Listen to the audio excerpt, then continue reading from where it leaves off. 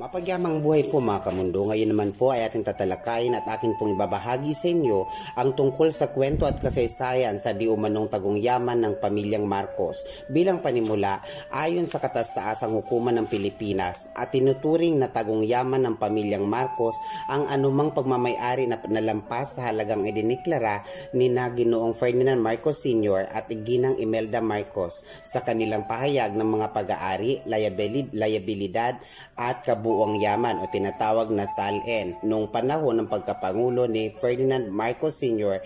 mula 1965 hanggang 1986. Tinatantiyang mula 5 billion hanggang 13 billion US dollars hanggang halagang nakuha ng mga Marcos sa loob pa lamang na sa mga huling taon ng administrasyong Marcos Sr.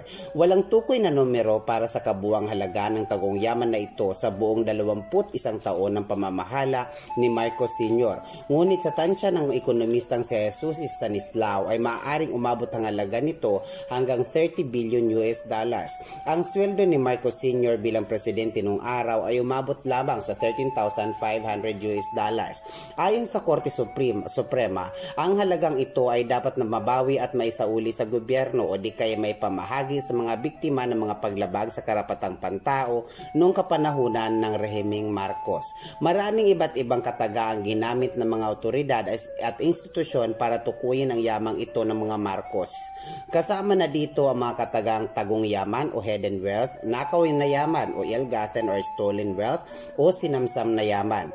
Kasama sa yaman na ito ang iba't ibang mga lupain sa Pilipinas at sa ibang bansa, lalo na sa Estados Unidos, mga koleksyon ng alahas at likhang sining, mga sapi at iba pang mga siguro, mga bank account sa Pilipinas at sa ibang bansa, lalong-lalo na sa mga bansang Swiss o Suisa, Estados Unidos, Singapore at British Virgin Island at mga aktwal na salapi. Kabilang sa mga sinasabing napagkunan ng yaman ng mga Marcos ay ang paglihis ng tulong pang-ekonomiya mula sa ibang mga bansa, tulong pang-militar ng pamahalang US, kasama ang malaking pondong ng nagsilbing gantimpala ni Marcos para sa pagpapadala ng ilang mga tropang Pilipino sa Vietnam at mga kickbacks mula sa mga kontrata sa mga gawaing pambayan sa 2 dekadang panuntunan ni Marcos. Bahagi ng yamang ito ay nabawi na sa iba't ibang mga kaso sa korte. Sa ilang kaso ay binalik ito sa gobyerno ng Pilipinas at sa ilang kaso naman ay ginawad ito bilang reparasyon sa mga biktima ng pang-aabuso sa karapatang pantao sa ilalim ng pagkapangulo ni Marcos Sr. Ang ilan naman ay nabawi ng gobyerno ng Pilipinas sa pamamagitan ng pakikipag-ayos at kompromiso sa mismong pamilya Marcos man o sa kanilang mga kalugayop o crony. Ilan sa mga kasong inihabla ng gobyerno para mabawi ang mga yamang ito ay dinispatcha o na-dismiss ng mga korte dahil sa teknikalidad tulad ng pagkakamali sa proseso ng paghain ng kaso at teknikal na problema sa mga dokumentong ipinresenta bilang ebidensya. Hindi matukoy ang halaga na hindi mabawi dahil hindi pa rin naman matukoy ang buong halaga ng di umanong tagong yaman ng mga Marcos. Narito naman po ang tansyadong halaga tungkol sa di umano'y tagong yaman ng mga Marcos. Malaki ang pagkakaiba-iba ng mga tansya sa halagang di umanong tagong yaman ng pamilyang Marcos, pero kadalasan ay nasa 5 to 10 US billion dollars o nakatumbas ng 280.65 billion to 561.3 billion peso base sa halagang palitan noong November 13, 2023. Ang nababanggit na halaga para lamang sa huling mga taon ng administrasyong Marcos. Ang ibig pong mga sabihin kamundo, itong huling taon lang yon kasi 1986 siya nagtapos, ibig sabihin mula 1985 to 1986 lamang ang tansya na yon, matapos ang 1983. Ang isang pagtatansya sa tagong yaman ng mga Marcos mula pa noong 1950s ay umabot sa 30 billion US dollars o katumbas na 1.683 trillion pesos. Sa isang ulat noong 1985 sa United States Congress House Committee on Foreign Affairs, tinatansya ni Ambassador Stephen Bosworth na ang naipong yaman ng mga Marcos ay umabot sa 10 billion US dollars sa mga nakaraang mga taon o recent years. Sa konteksto ng mabilis na pagbagsak ng ekonomiya ng Philippine peso noong unang bahagi ng 1980s, ito rin ang numerong binanggit ng opisina ng Solicitor General ng Pilipinas kaagad pagkatapos na itakwil ng mga mamamayan si Marcos noong Revolusyong EDSA ng 1986. Ayon kay Dr. Bernardo Villegas ng Center for Research and Communication na siyang pinagmumulan ng kaalamang ito ni Bosworth, ay nagsabing mababa pa mang numerong ito at na marahil ay mas malapit sa 13 billion US dollars ang buong halaga ng naipuslit na pera noong unang bahagi ng 1980s. Sumang-ayon din sa halagang 5 to 10 billion US dollars si Jovito Salonga na nagsilbing unang tagapangulo ng PCGG. Sa ikababatid po ng lahat, si Ginoong Jovito Salonga din po ay isa ring naging senador din po siya nung araw. Batay sa dokumentaryo na naiwan ng mga Marcos nung tumakas sila mula sa Malacanang noong 1986, ang tansyang ito ni Salonga ang pinakamadalas na basihan para sa inuhulaang halaga ng buong tagong yaman di umano ng mga Marcos, at ito rin ang halagang binanggit ng Guinness World Records noong tinukoy nila sa Ferdinand Marcos at Sr. at Imelda sa world record para sa pinakamalaking pagnanakaw mula sa isang gobyerno o pamahalaan noong 1989. Sila Ferdinand Marcos Sr. at Imelda Marcos pa rin ang may hawak ng world record hanggang noong 2020. Hindi lang natin matiyak kung sino hanggang sa kasalukuyan. Excuse me. Gayunpaman, sinabi ni Dr. Jesus Stanislao na isa ring ekonomista mula sa Center for Research and Communication na ang bilang na ito ay tumutukoy sa halagang nawala sa bansa sa ilang mga taon lamang bago ang pagpapatalsik ng Administrasyong Marcos. Ikaw niya walang paraan na matukoy ng tiyak ang nakuhang yaman ng mga Marcos mula pa noong 1950s. Tinatansya niya na ang halaga ay maaring umabot ng hanggang 30 billion US dollars. Narito naman po ang paraan kung paano nila nakuha ang di umano'y tagong yaman o nalikom ang di umano'y tagong yaman ng mga Marcos Sr. o kaya pamilya Marcos. Kabilang sa mga sinasabing na pagkunan ng yaman ng mga Marcos ay ang paglihis ng tulong pang-ekonomiyang mula sa ibang mga bansa, tulong sa militar ang pamahalaang US kasama ang malaking pundong nagsisilbing gantimpala ni Marcos para sa pagpapadala ng ilang mga tropang Pilipino sa Vietnam, at mga kickbacks mula sa mga kontrata sa mga gawaing pambayan sa 2 dekadang panuntunan ni Marcos o mga government projects. Ayon kay Jovito Salonga sa kanyang librong The Presidential Plunder na siya namang may mga alaala ng termino ni Salonga bilang pinuno ng Presidential Commission on Good Government, tinulungan ng mga kroni ang mga Marcos na itago ang kanyang yaman gamit ang mga paraang tinagurian niya mga diskarte ni Marcos sa pandarambong o Marcos Techniques of Plunder di umano. Ayon kay Salonga, mga diskarting ito ay mga sumusunod. Una, ang paglikha ng mga monopolyo at pagpapasailalim nito sa mga crony, pagkaloob ng mga business loans o utos na pautang sa mga crony mula sa bangko at iba pang institusyong panampananalapi ng gobyerno sa pilitang pagkimkim o pagkamkam ng iba't ibang pampubliko o pribadong negosyo na nominal lamang ang halagang binabayad, direktang pagnakaw sa kaban ng bayan at mga institusyon sa mga institusyong pampananalapi ng gobyerno, pagpapalabas ng mga presidential decree, dekreto ng Pangulo na nagbibigay daan sa magkamal ng yaman ng mga crony, mga kickback at komisyon mula sa iba't ibang mga negosyo sa Pilipinas, paggamit ng mga shell corporation at peking kumpanya para matago ang pera ng ibang bansa sa ibang bansa, pagkaltas sa tulong pang-ekonomiya ng ibang bansa at iba pang anyo ng tulong mula sa ibang bansa, at pagtatago ng yaman sa mga bangko sa iba't ibang bansa gamit ang mga pangalan o code name o alias. Narito naman po ang ilan sa mga nangunguna o namamahala sa pagbawi ng di umano'y tagong yaman ng mga Marcos. Pagkatapos ng pagtakas ni Marcos sa 1986 People Power Revolution, nilikha ng gobyerno ang isang ahensyang may kapangyarihang malahukuman na pinangalanang Presidential Commission on Good Government. Pangunahing mandato nito ang pagbawi ng tagong yaman na naipon di umano ng mga Marcos, kabilang mga kamag-anak, mga nasasakupan at malalapit na kasama, nasa Pilipinas man o sa sa ibang bansa.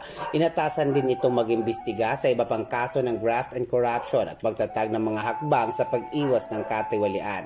Noong 1998, ipinag-utos ng Comprehensive Agrarian Reform Law ang mga pundong nabawi ng PCGG ay otomatikong ilaan sa mga programa para sa reformang agraryo ng Pilipinas. Mula noon, ang mga ari-arian na nabawi ng PCGG mula sa mga Marcos ay nagpundo sa mahigit 80% ng budget ng Pilipinas para sa reformang agraryo o agrarian reform. Noong January 28, 2013, pinagtibay ng Kongreso ng Pilipinas ang Human Rights Victims Reparation and Recognition Acts of 2013 o Republic Act No. 10368. Sa batas na ito, kinilala ng gobyerno ng Pilipinas ang kanyang moral at legal na obligasyon na kikilalanin at magbigay ng reparasyon para sa mga biktima ng paglabag sa karapatang pantao sa panahon ng rehimeng Marcos o martial law. Para sa layuning ito, naglaan ng Kongreso ng 10 bilyong piso mula sa mga pundong nabawi ng Pilipinas sa bisa ng kautusan ng Swiss Federal Supreme Court noong December 10, 1997 na itinuring ng Korte Suprema ng Pilipinas bilang tagong yaman ng mga Marcos na nabawi pabor sa Republika ng Pilipinas alinsunod sa Republic versus Sandigan Bayan noong July 15, 2023, GR number 152154. Narito naman po ang ilang mga lupain ng mga Marcos de umano sa ibang bansa. Ilan sa pinakakitang halimbawa ng mga tagong yaman ng mga pamilya Marcos ay ang iba't ibang lupain sa ibang bansa na nakimkim ng mga Marcos nung sila ay nasa kapangyarihan pa. Kabilang dito ay ang imahe ng mga kabilang dito ay ang pag-aari niya na Crown Building noong 2013. Isa ito sa 4 na gusali sa Manhattan na binili ng mga Marcos noong unang bahagi ng 1980s.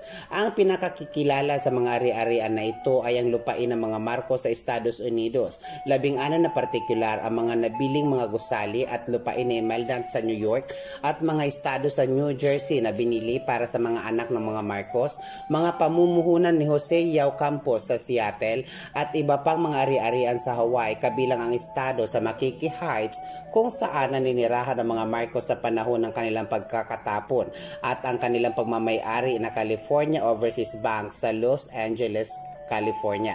Ayon sa aklat ni Ricardo Manapat na Some Are Smarter Than Others na isa sa pinakaunang akda na tumukoy sa mga ari-arian ng mga Marcos, ilan pa sa di gaanong kilalang pagmamay-ari ng mga pamumuhunan ng mga Marcos sa ginto at diamante sa South Africa, mga bangko at hotel sa Israel at ibang lupain sa Australia, Austria, London at Rome. Correction po, Austria po, hindi Australia. Marami sa mga lupaing ito ay pinapasailalim ng mga pangalan ng ilang kroni ni Marcos. Ang isa sa kanila, si Jose Yao Campos, ay nakipagtulungan sa gobyerno ng Pilipinas at gumawa ng isang dummy deal kung saan inihayag niya kung paano niya pinrontahan ang mga pangangalakal Marcos sa loob at sa labas ng bansa gamit ang maraming magkakaugnay ng mga shell corporation. Narito naman po ang ilang bahagi ng mga mansyon o pagmamay-ari ng di umano'y mga Marcos sa Pilipinas. Bukod sa mga ari-arian sa ibayong dagat, mayroong 50 o higit pang mansyon di umano ang mga Marcos na nakimkim o nasamsam ng pamilya Marcos sa loob ng Pilipinas. Ilan sa mga Marcos mansion na ito ay nasa Baguio, sa rehiyong Ilocos na siyang baluarte ng mga Marcos, habang sa rehiyon naman sa baluarte naman ng mga Romualdez o kaya Imelda Marcos na nasa Leyte at sa malawakang Manila at mga kalapit po nito. Ang ilan sa mga ari-arian na ito ay pinangalan ng mga miyembro ng pamilya Marcos, ngunit ang iba ay pinangalan sa mga Marcos cronies at laan sa paggamit ng pamilya Marcos. Sa ilang mga kaso, magkakalapit ang mga mansyong ito at may mga partikular na mansyon para sa mga individual na miyembro ng pamilya. Tulad ng The Outlook Drive sa Baguio, marami sa mga mansyon ng mga Marcos ang nabawi ng gobyerno ng Pilipinas ng paalisin ng mga Marcos sa bansa bilang resulta ng 1986 EDSA Revolution. Narito naman po ang ilang tinaguriang mga Marcos Jewels. Nabawi din ng PCGG noong 1986 ang 3 koleksyon ng alahas ni Imelda Marcos na tinagurian ngayon sa ngalang Marcos Jewels o Imelda Jewels. Ang 3 koleksyon ng mga alahas na nabawi ng PCGG ay tinatawag na Hawaii Collection, Malacanang Collection at Romiliotes Collection. Ang Hawaii Collection ay tumutukoy sa isang grupo ng mga alahas na nabawi ng US Bureau of Customs mula sa mga Marcos noong ipinatapos sa Hawaii noong 1986. Ang Malacanang Collection ay tumutukoy sa isang grupo ng mga hiyas na natuklasan sa palasyo ng Malacanang pagkatapos tumaka sa mga Marcos sa Pilipinas. At ang Romiliotes Collection naman ay tumutukoy sa isang grupo ng mga alahas na nakumpiska kay Demetrio Romiliotes na sinasabing malapit na kasama ni Imelda Marcos matapos itong mahuli na sinubukang ipuslit ang mga ito palabas ng bansa sa Manila International Airport.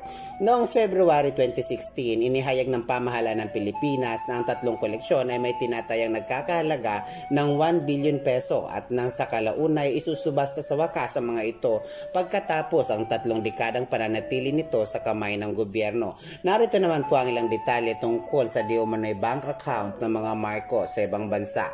Karamihan sa mga kayamanang Marcos na sinusubukang bawiin ng PCGG ay nilalagay sa iba't ibang bank account sa iba't ibang bansa na siya namang natukoy ng PCGG batay sa mga dokumentong iniwan ng mga Marcos sa Malacanang noong February 1986. Sinimulan na ni Marcos ang pagbubukas sa mga naturang account bago pa man siya naging Pangulo. Binuksan niya ang kanyang unang bank account noong siya ay nagdeposito ng halagang $215,000 sa Chase Manhattan Bank sa New York City noong July 7, 1960. Narito naman po ang ilang mga account pang pagmamayari ng di umano'y mga Marcos Sr. o pamilya Marcos. Ang mga account nila William Sanders at Jane Ryan, pinakakilala sa mga overseas account na ito ay ang 4 na William Sanders at Jane Ryan accounts na binuksan sa Credit Suisse sa Zurich noong March 1968. Ginamit ni Marcos Sr. ang alias na William Saunders bilang pangalan ng account habang si Imelda naman ang pumili naman ng alias na Jane Ryan. 4 na cheque na may kabuuang $950,000 ang ginamit upang gawin ang paunang deposito. Kalaunay inilipat ang mga ito sa ibang mga account sa ilalim ng iba't ibang dami foundation. Ngunit ang mga record ng mga ito ay natuklasan ng gobyerno ng Pilipinas pagkatapos ng 1986 EDSA Revolution.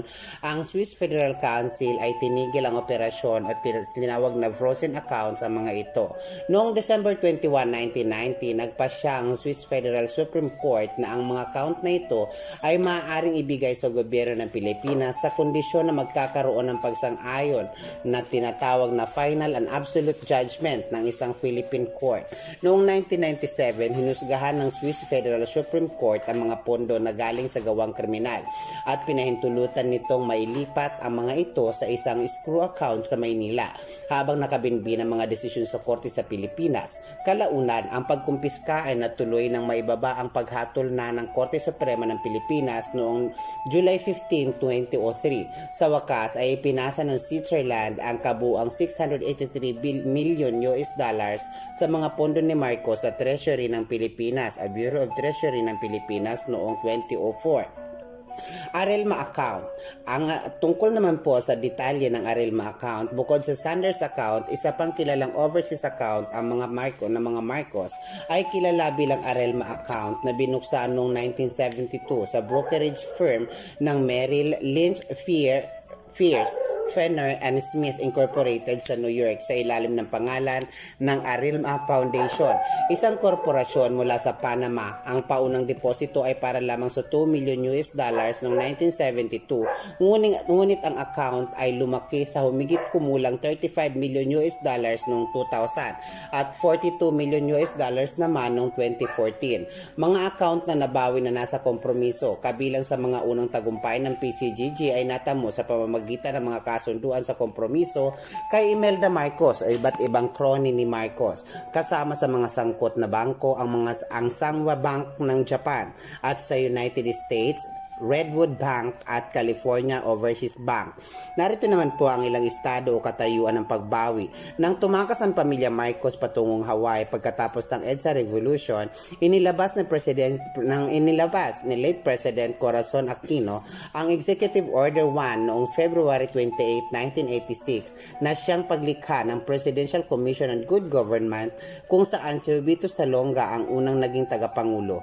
Ang tungkulin ng PCGG ay bawiin ang lahat ng mga ari-arian at pera na naipon ng mga Marcos, kamag-anak at crony. Noong 2019, sinabi ng PCGG na nabawi nito ang mahigit 171 billion peso tagong yaman di umano mula sa mga Marcos at sa crony mula nung likhain ang ahensya noong 1986. Bahagi ng halagang ito ay nagmula sa pera na nabawi ng PCGG o isinuko sa ilalim ng iba't ibang compromise agreement at ang ilan naman ay nagmula sa pagbebenta ng iba't ibang surrendered o sequestered property noong 2020 na umabot ng 174 billion peso ang halaga nito. Mga kamundo, ang aking pong ibinahagi ay bahagi lamang ng kasaysayan. Wala po tayong pinipolitika dito, walang pinipuburan o sinisira. Kung ano po ang inilahad ng kasaysayan ay siya lamang ibinahagi ng inyong lingkod ng walang labis, walang kulang. Mga kamundo, ito po ang Mundo at Karunungan na lagi nagsasabing mahal ko po kayo. Maraming salamat.